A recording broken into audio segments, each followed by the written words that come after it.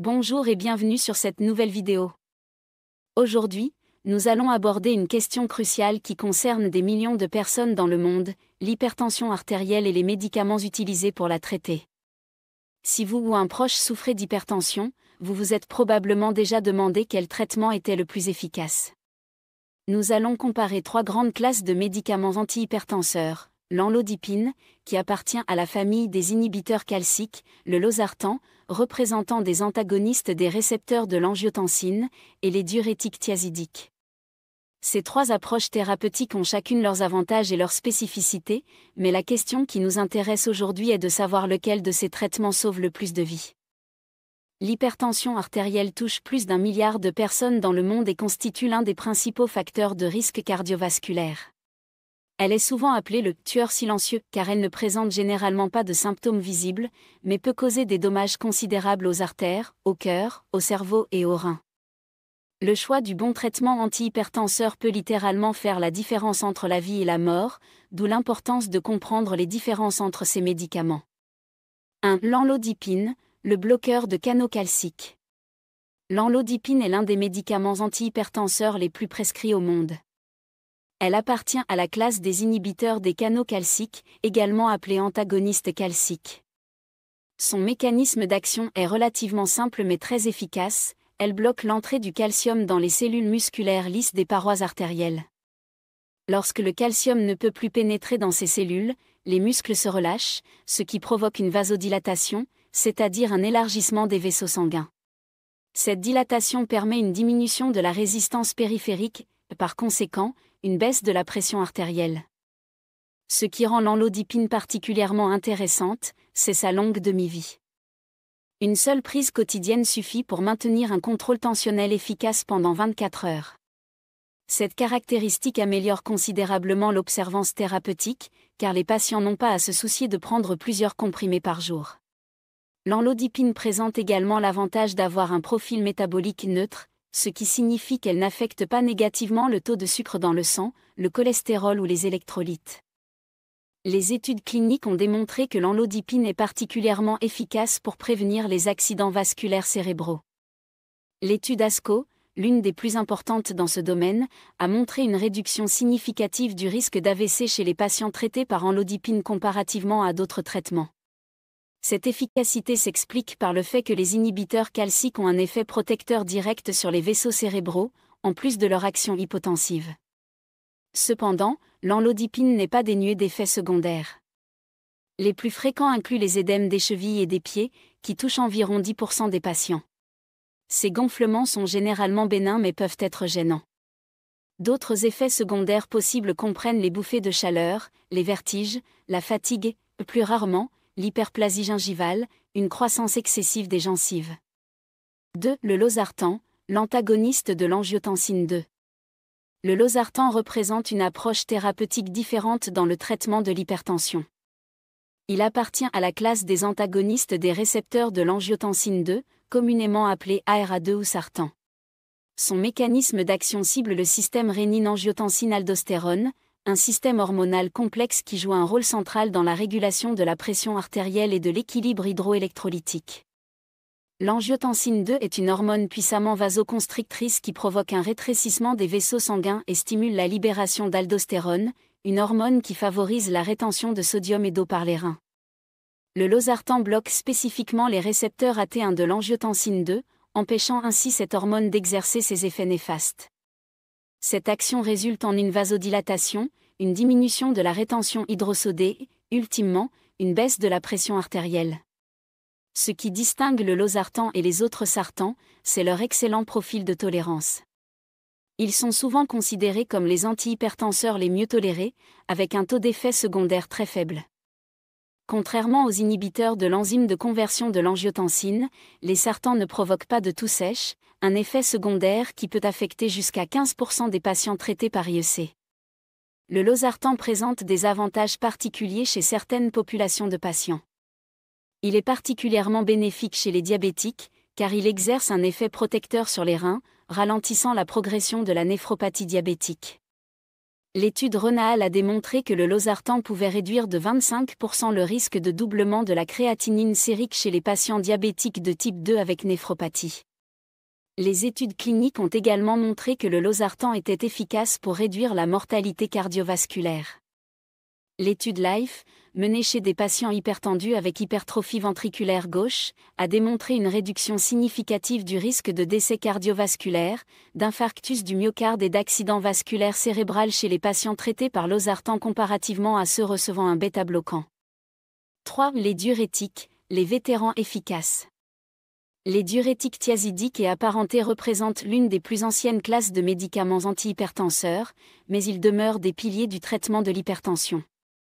Leur mécanisme d'action principal consiste à augmenter l'élimination de sodium et d'eau par les reins, ce qui réduit le volume sanguin circulant et, par conséquent, la pression artérielle.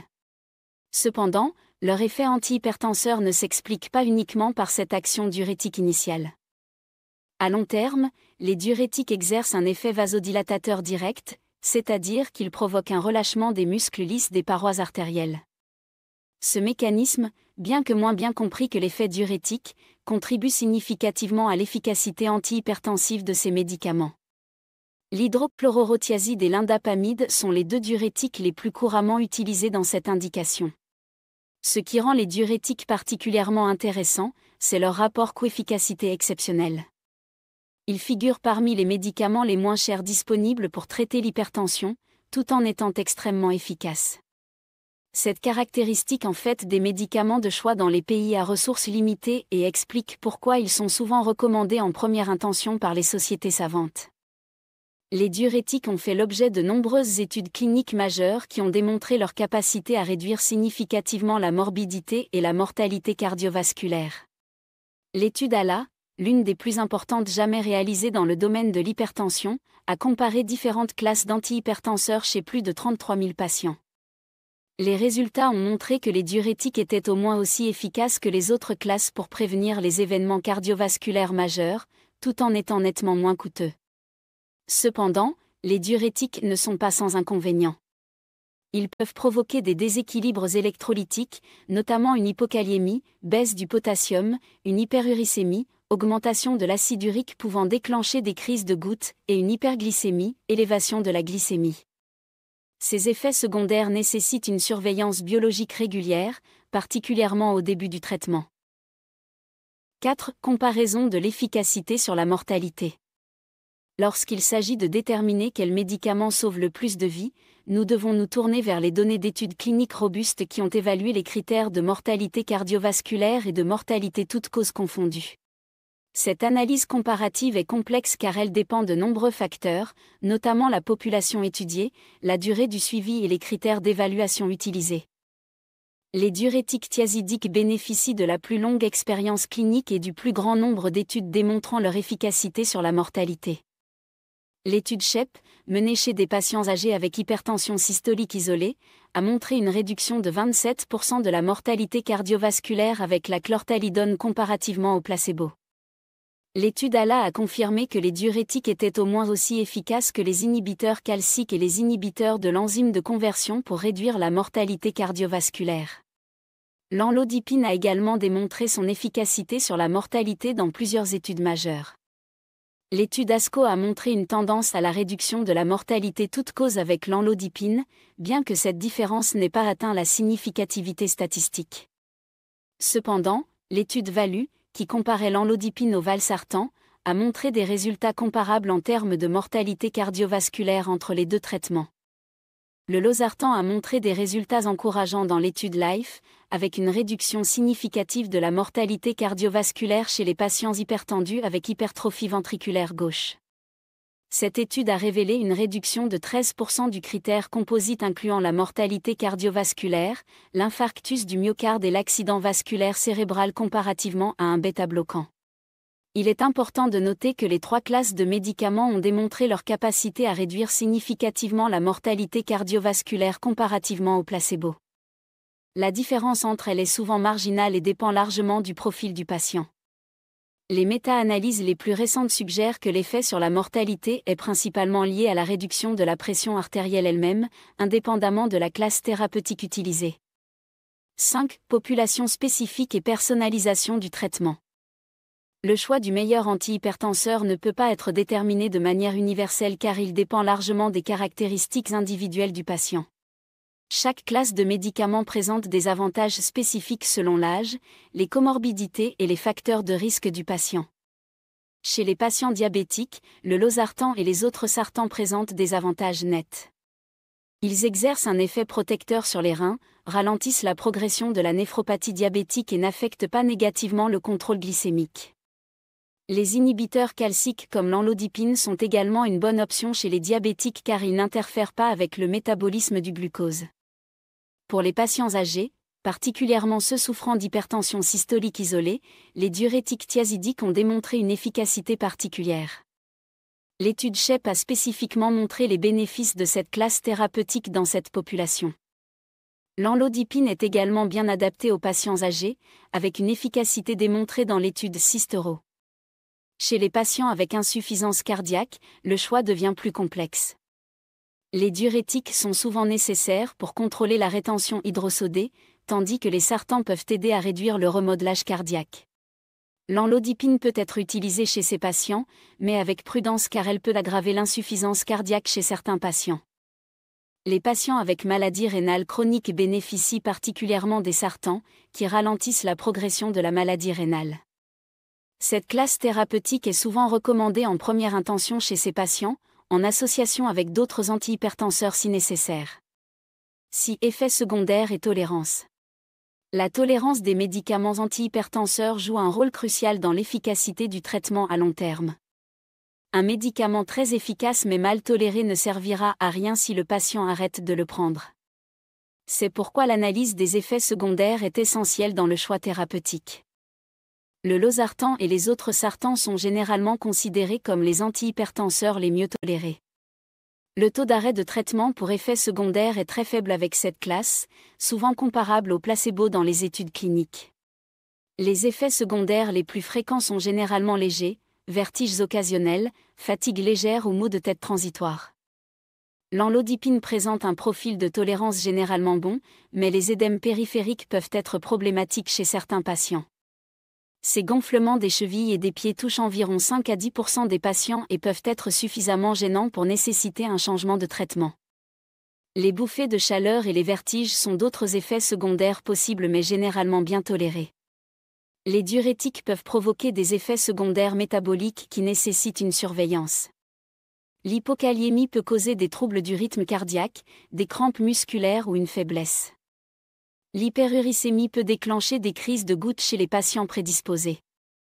Ces effets sont généralement prévisibles et peuvent être prévenus par une surveillance biologique appropriée, si nécessaire, par des suppléments potassiques. Il est important de noter que la plupart des effets secondaires des antihypertenseurs sont dose-dépendants. Commencer par des doses faibles et augmenter progressivement permet souvent de minimiser ces effets tout en maintenant une efficacité thérapeutique optimale. Conclusion. Après cette analyse approfondie de l'amlodipine, du losartan et des diurétiques thiazidiques, il devient clair qu'il n'existe pas de réponse simple à la question de savoir lequel sauve le plus de vies. Chacune de ces classes thérapeutiques a démontré sa capacité à réduire significativement la mortalité cardiovasculaire dans des populations spécifiques. Les diurétiques thiazidiques bénéficient de l'expérience clinique la plus longue et du plus grand nombre d'études démontrant leur efficacité sur la mortalité. Leur rapport coefficacité exceptionnel en fait des médicaments de choix, particulièrement dans une approche de santé publique. Ils sont particulièrement efficaces chez les patients âgés et ceux avec hypertension systolique isolée. L'amlodipine s'est révélée particulièrement efficace pour prévenir les accidents vasculaires cérébraux et présente l'avantage d'une prise unique quotidienne qui améliore l'observance. Elle est bien adaptée aux patients diabétiques et âgés, avec un profil métabolique neutre appréciable. Le losartan et les autres sartans excellent par leur tolérance exceptionnelle et leurs effets protecteurs spécifiques, notamment chez les diabétiques et les patients avec maladie rénale chronique.